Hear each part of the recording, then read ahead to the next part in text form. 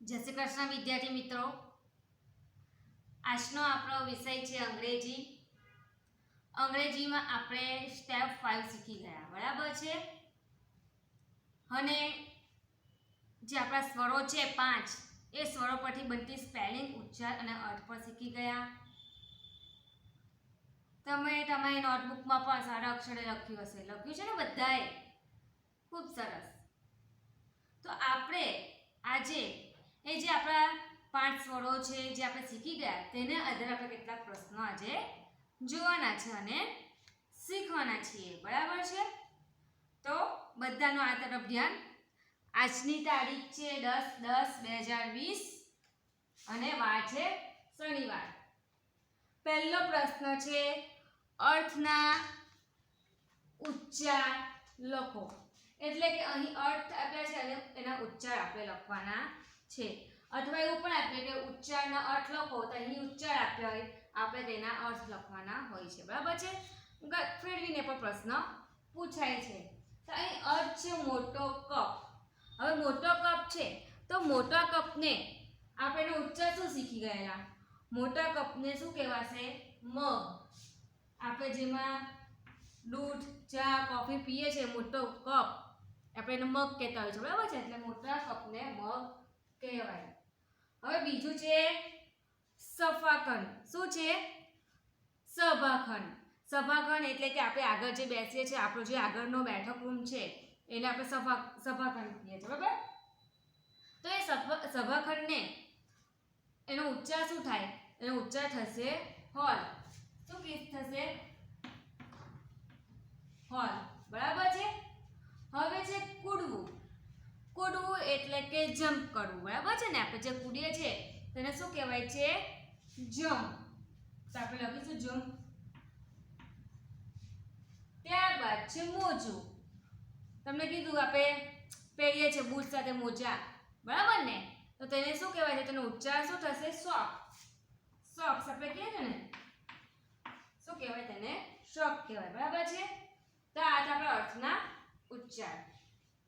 હવે પછીનો પ્રશ્ન છે ખૂટતા અક્ષરમુખી સ્પેલિંગ લખો. એટલે કે આ જે સ્પેલિંગ છે તે આપણે સ્વર પરથી છે, બરાબર છે. એવું લખે છે કે સ્વર પરથી ખૂટતા અક્ષરમુખી સ્પેલિંગ લખો. એટલે કે અંદર આપણા જે એ, ઈ, આઈ, ઓ, યુ જે 5 સ્વરો છે, એ 5 સ્વરોમાંથી જે સ્વર અહીં જે આવતો હોય તે મૂકીને આપણે સ્પેલિંગ બનાવવાની રહેશે. તો અહીં છે એ, સી, હાઈ જગ્યા બી. તો શું થશે? અહીં શું આવશે? સી યુ બી, કપ, બરાબર. સી નું બચ્ચું, તમને ખબર છે ને. ત્યારબાદ અહીં આવશે બી આઈ જી, બિગ એટલે કે મોટું. અહીં છે ડી ઓ આવશે, ડી ઓ જી, ડોગ એટલે કૂતરો. અને જે ઈ ટી, જેટ, બરાબર છે.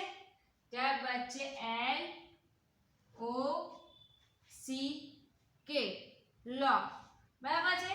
તો આ રીતના તમારે ખૂટતી સ્પેલિંગ લખવાની રહેશે.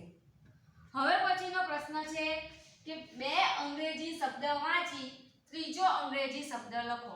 એટલે જો તમને પરીક્ષામાં પ્રશ્ન પૂછાય તો તમને 2 જ આપેલા હોય, 2 અંગ્રેજી શબ્દ આપેલા હોય, તમારે ત્રીજું તમારે મૂકવાનું હોય છે, બરાબર છે.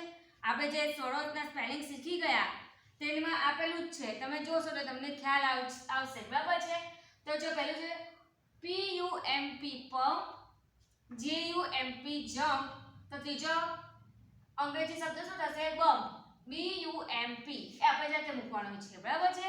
એવી રીતના છે કે ટોય, જોય, બોય, બરાબર છે. એટલે બધામાં વાય વાય વાય, આમાં પી પી પી, બરાબર છે.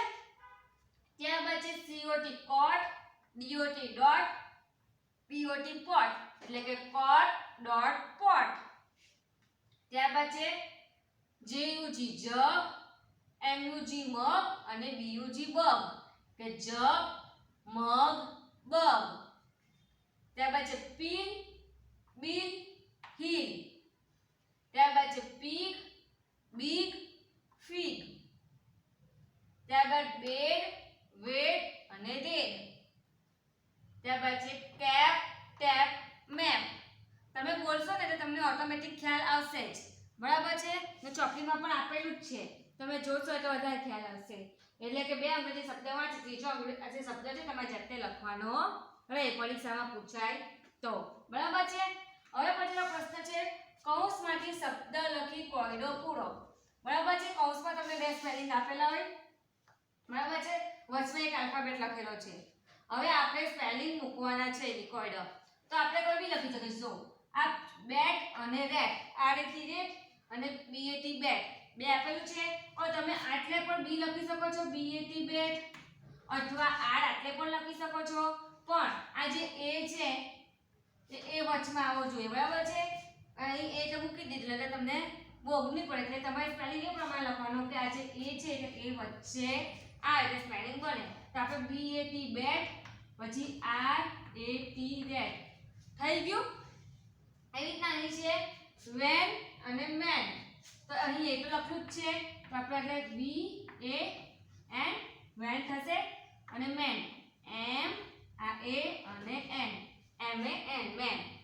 હવે અહીં છે પેટ અને જેટ, તો અહીં બી એવું કરશું, પી ઈ તો આપ્યો છે, ટી પેટ ને જેટ તો જે ઈ અને ટી આ રીતના. બરાબર. ત્યારબાદ છે પિન બિન, તો આપણે લખીશું પહેલા પી આઈ એન પી અને બી આઈ એન બી. બરાબર છે.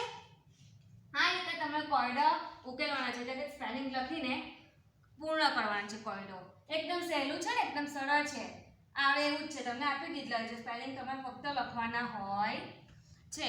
તો આ હતા આપણા સ્ટેપ 5 ના જે કેટલા આપણે શીખી ગયા તેના આધારે પ્રશ્નો. બરાબર છે. તો આ પ્રશ્નો તમારે તમારી નોટબુકમાં સારા અક્ષરે અને વ્યવસ્થિત રીતના લખવાના છે. બરાબર છે. એટલે કે આપણા નોટબુકમાં સ્ટેપ 5 પણ પૂર્ણ થશે. મેં તમને સ્પેલિંગ ઉચ્ચાર તો સાથે સાથે તમને લખવા આપતી જ હતી, જેમ જેમ શીખું તેમ તેમ તમને લખવા આપ્યું જ છે. બરાબર છે. બધા લખી કાઢ્યું છે ને? હા. હવે આ જે પ્રશ્નો શીખ્યા 3 થી 4 પ્રશ્નો, તે આ પ્રશ્નો તમારે તમારી નોટબુકમાં સારા અક્ષરે અને વ્યવસ્થિત રીતના લખી કાઢવાનું છે. બરાબર છે. ત્યારબાદ હવે ચોપડીનો જે જ્ઞાન કસોટી છે તે બાકી રહેશે, તે આપણે બીજા વિડીયોમાં જોઈશું. બરાબર. ત્યાં સુધી જય શ્રી કૃષ્ણ.